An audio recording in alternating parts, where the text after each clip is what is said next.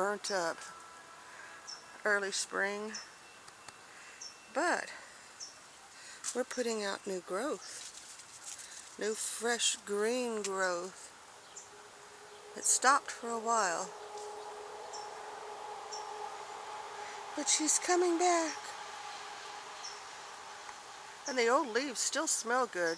I put them in the nesting boxes to deter bugs and creepy crawlies.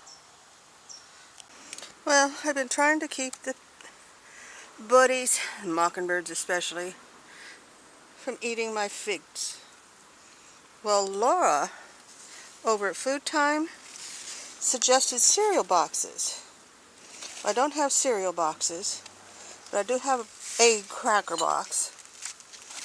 And she linked me to a video where a guy was covering his figs with aluminum foil.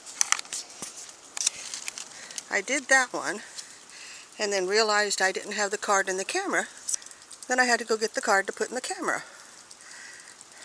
There's one there. I can try covering that one. I'm just leery about covering them up high where the sun's going to be beating on them. I'll give it a try.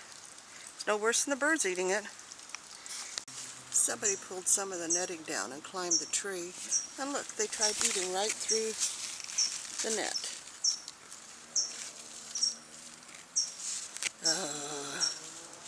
Maybe I need to put electrified flooring around it. And that'll get the big ends. And put an electrified net over the top?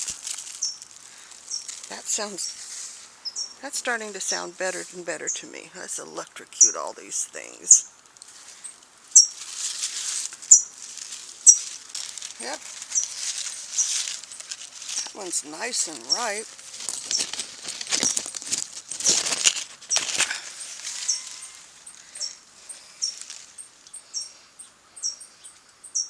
Those are birdie pecks. Oh. Let's see what the inside's like. And it's not quite ripe enough for me. I don't think I'm going to get any figs.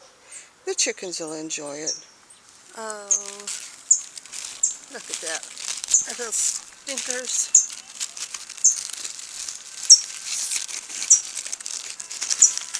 I didn't have that one closed off tight enough. Well, if nothing else, it's going to be a game picking out what they've eaten. Haven't done that one yet. Maybe I should pick it and let it sit on the counter and hope that it ripens. Because figs do not ripen. Not like other fruit, if they're picked early. Okay, 8 have been foiled. The other ones are over there. Try to get them lower. And 1 has been boxed. So we'll see what happens. And there's nothing big enough to actually bring in. But the birds will find them and say, oh, they're perfect size. And one thing I found out, the leaves do not like being all crunched up. Oh, gonna have to reset that one.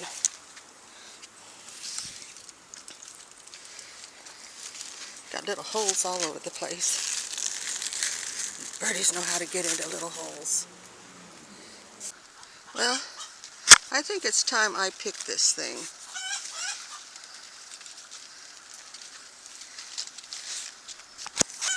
Hopefully it's not bleeding.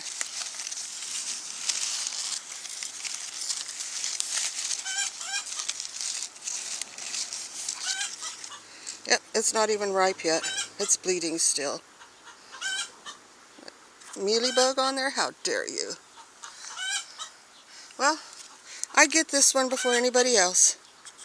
It's still not ripe because it should be more translucent and juicy and drippy.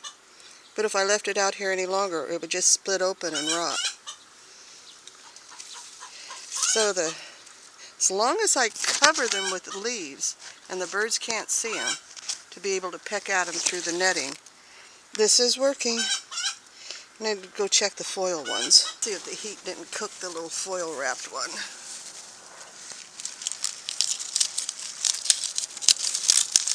No, still doing good. Okay, gotta go buy foil now.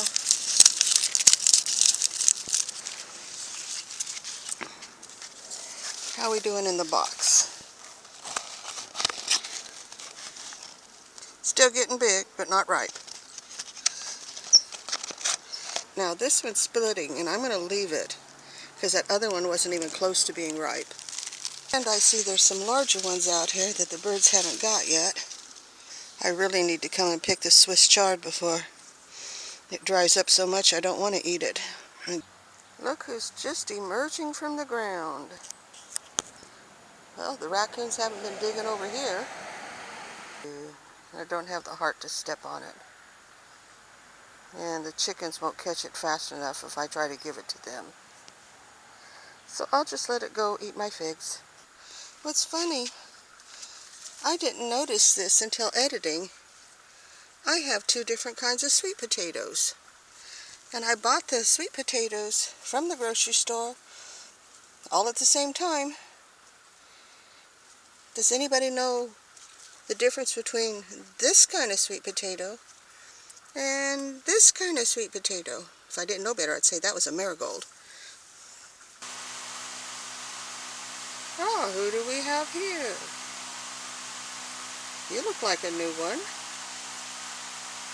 Haven't seen you before.